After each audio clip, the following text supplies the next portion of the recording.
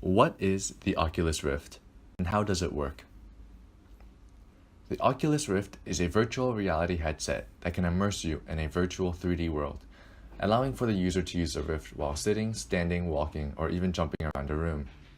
It tracks your position in 3D space using its constellation tracking system technology, and it displays sights and sounds to you as if you were in a virtually generated environment.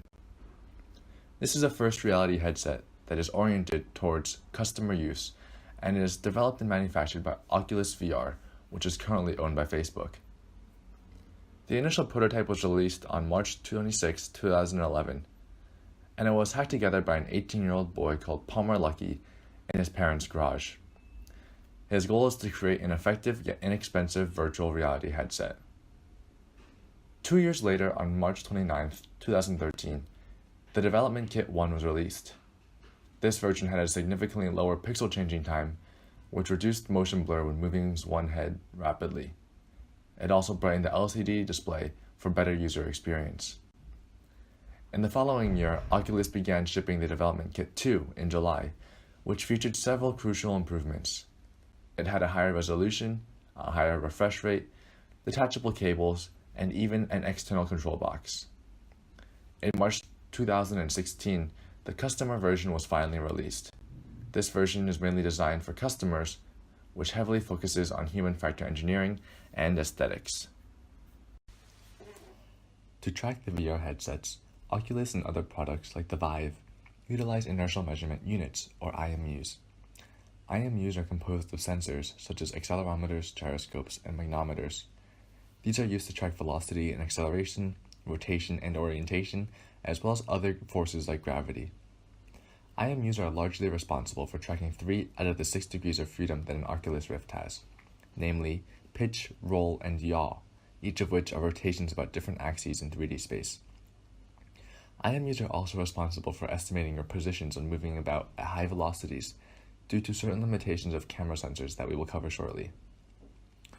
For further precision on positional tracking, the Oculus Rift uses its patented constellation tracking system. The Oculus sensor device uses cameras to take pictures of infrared light emitted by special points on the headset.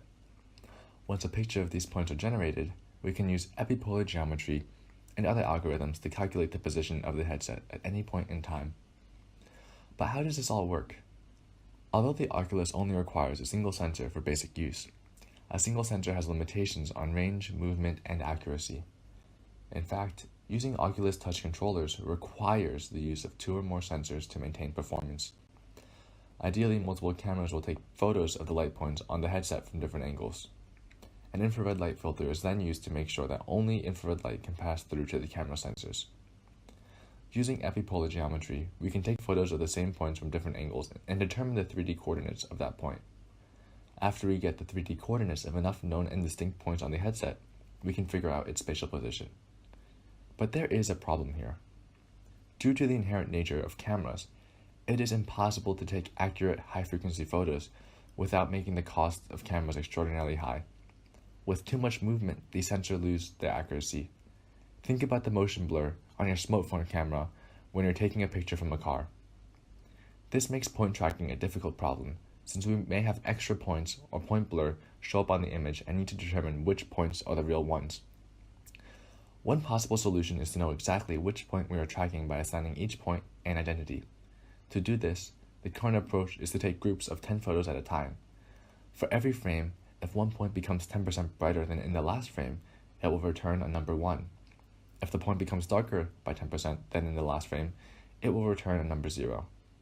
By compiling these numbers and photos, we can generate a unique ID for each number and for each point and to keep track of them. HTC Vive's Lighthouse technology is different from the Constellation system because it uses scanning technology and time differences from the scanning data to calculate its position. The major difference lies on information type. HTC Lighthouse measures the time when this light sensor is triggered, while the Oculus Rift takes photos of points and uses low-level image processing. The Oculus is not a standalone piece of hardware. It requires powerful computers to perform the calculations that enable it to work. In 2015, Oculus VR released a set of recommended hardware specifications to smoothly run the Oculus Rift. This included 16GB of RAM, an Intel i5 core, and a GTX 970 graphics card. These are some of the best consumer CPUs and graphics cards out there. Interestingly, the system requirements for running the Oculus have since dropped because of motion interpolation, which distributes the workload in a computer. Instead of generating a full 90 frames per second, a computer initially only needs to generate 45 frames per second. Then, each frame is compared with a successor, and based on the differences, a new additional frame is created via calculations. Finally, the 45 original frames, along with the 45 calculated frames, are sent to the headset for a full 90 frames per second experience. Then, what comes inside of the Oculus? First is obviously a 1080p OLED display for each eye. OLED, which stands for Organic Light Emitting Diodes, enable the screens to be thinner, lighter, and more eco-friendly. Importantly, it also allows for a true black display with no backlight. The displays also have global refresh and low persistence, which prevent motion blurring and judder like on a regular monitor. The Oculus also comes with a full 3D stereo surround system that plays different sounds depending on your position. In other words, the sound locations change along with the visual location. How does the Oculus Rift maintain high image quality while having a high refresh rate of 90 Hz per second? This is largely done by avoiding a typical panoramic stitching approach and utilizing cube mapping. Cube mapping is a process of mapping the surroundings of a point on the 6 faces of a cube. This is very different compared to taking a series of panoramic pictures and stitching all the images together. Cube mapping offers 3 main advantages, that is, ease of manipulation, freedom from distortion, and ecosystem friendliness. Cube mapping is easier to create and manage, and it reduces the average time needed to process an image significantly, since its underlying mathematical model is simpler. Because motion vectors are assumed as straight lines, cube mapping is better encoded compared with bent motions in panoramic format.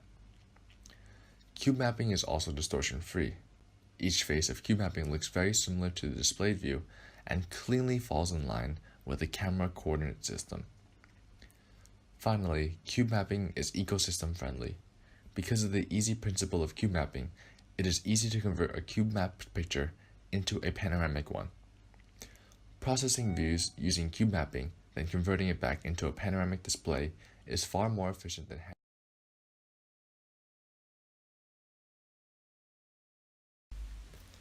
The applications of the Oculus Rift can be categorized into 2 parts, gaming and non-gaming.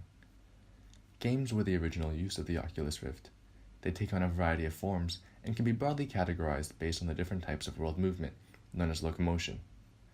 There are many forms of locomotion, but most games fall under 3 main categories: natural, cockpit, and artificial. Natural locomotion games only use the motion and rotation of the player's head. Think of walking around a city in virtual reality.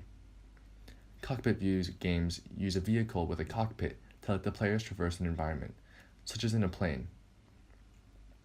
Artificial locomotion games artificially move the camera, such as in a simulation of a roller coaster ride. In the non-gaming aspect, the Oculus Rift benefits people across many different sectors. As an educational tool, the Oculus is being used to simulate operations and procedures that would be difficult to see in reality. In professional spheres, such as designers and architects, the Oculus is used to view and interact with models before they are built. In the consumer industry, the Oculus can help customers configure a car they want to buy or even test drive the cars they want.